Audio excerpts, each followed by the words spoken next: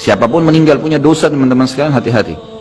Sekecil apapun dosa itu sudah cukup mendatangkan siksa kubur. Walaupun belum tentu dia masuk ke dalam api neraka. Jadi jangan dianggap remeh. Makanya kisah yang masyhur berhubungan dengan masalahnya adalah kisah Utsman bin Affan radhiyallahu anhu yang pernah menziarahi kuburan lalu terisak-isak menangis seperti anak kecil. Lalu beberapa teman-temannya di zaman khilafah beliau berkata, "Wahai Amir Mu'minin, kenapa anda menangis melihat kuburan? Padahal Nabi SAW sudah menjamin buat anda surga. Dan anda ini siapa? Terkenal anak mantunya Nabi SAW, ya, dapat jaminan surga. Nabi sebutkan lisannya langsung, Utsman di surga, dijamin. Bagaimana bisa anda menangis seperti ini?" Jawaban Utsman radhiyallahu anhu sangat bijak. Orang yang beriman dan berilmu punya jawaban yang tepat.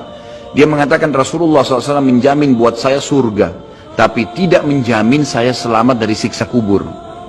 Dari mana jaminan saya disiksa dulu di kubur? Nanti saya masuk surga, betul. Tapi di kubur disiksa dulu karena masih ada dosa.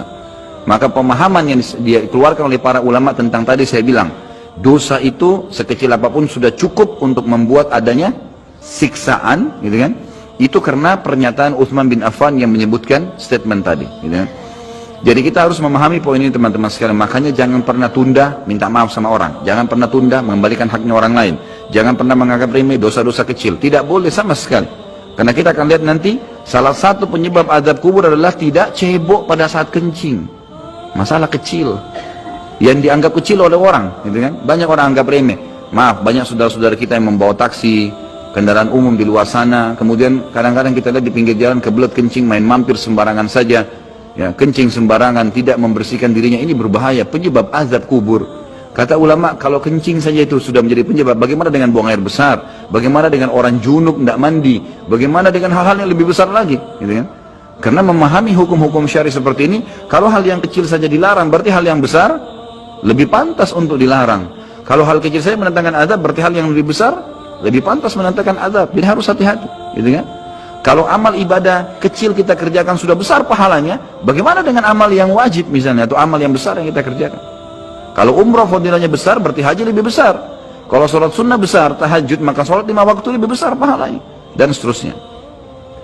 Jadi poin-poin ini dalam mukaddimah kita harus difahamin baik-baik, gitu kan? Terutama yang terakhir saya ucapkan tadi, hati-hati teman-teman sekalian. Saya juga tahu diri saya pasti punya salah, tapi saya mengajak diri saya dan jemaah sekalian untuk beristighfar kepada Allah, bertaubat. Jangan tunda pengembalian haknya orang lain, meminta maaf kalau punya kesalahan. Jangan tunda-tunda, jangan bilang nanti Idul Fitri baru saya minta maaf. Nggak ada perintah dalam agama seperti itu. Sebelum pejamkan mata nanti malam minta maaf semua. Dan orang cerdas adalah orang yang tidak menyiapkan musuh pada hari kiamat. Hati-hati. Jangan siapkan musuh siapapun dia. Maka harus ini, ya, kembalikan semua hak-hak orang, minta maaf. Kalau pernah mengambil barang orang yang tidak jelas, kembalikan. Kalau tidak, sedekahkan sejumlah itu. Semua selesaikan. Jangan ada masalah. Ya, jangan pernah ada masalah. Jangan siapkan musuh. Imam Bukhari rahimahullah pernah berhenti berburu hanya karena meleset anak panahnya kena pagar tetangganya, gitu kan? Diajak teman-temannya, kita memana yuk berburu. Beliau senang berburu. Kemudian pada saat beliau lagi latihan panah, ternyata anak panahnya sempat mencul sedikit pagar kayu tetangganya. Lalu dia panggil gulamnya, gulam ini kayak pembantunya, sampaikan ke teman-teman saya kalau saya tidak jadi memanah, saya tidak jadi berburu, dan sampaikan kepada tetangga kalau Bukhari minta maaf. Muhammad namanya tentu, Muhammad minta maaf, gitu kan? Sampaikan dan siap mengganti pagar yang rusak itu. Begitu pembantunya Imam Bukhari datang ke tetangga tersebut lalu berkata, ya, Syekh Imam Bukhari menyampaikan maaf karena pagar Anda tercuil, diperlihatkan. Lalu tetangganya tersenyum dan berkata, jangankan pagar saya, rumah saya semua buat Imam Bukhari. Saya tidak perhitungan dengan masalah itu. Waktu pembantunya Imam Bukhari kembali ke rumahnya, apa yang terjadi? Lihat orang soleh dan orang beriman, tahu dan yakin dengan adanya siksa dan azab kubur, tahu ada akhirat dan hisab. Maka apa yang terjadi? Imam Bukhari sujud syukur kepada Allah, kemudian bersedekah sekian ribu dirham, hanya karena tidak jadi ada musuh dari tetangga yang dia cuilkan pagarnya. Coba teman-teman, berapa banyak sendal yang ngantung injak? Hah? Berapa banyak air yang kepercik kena orang lain? Berapa banyak ini, berapa banyak itu?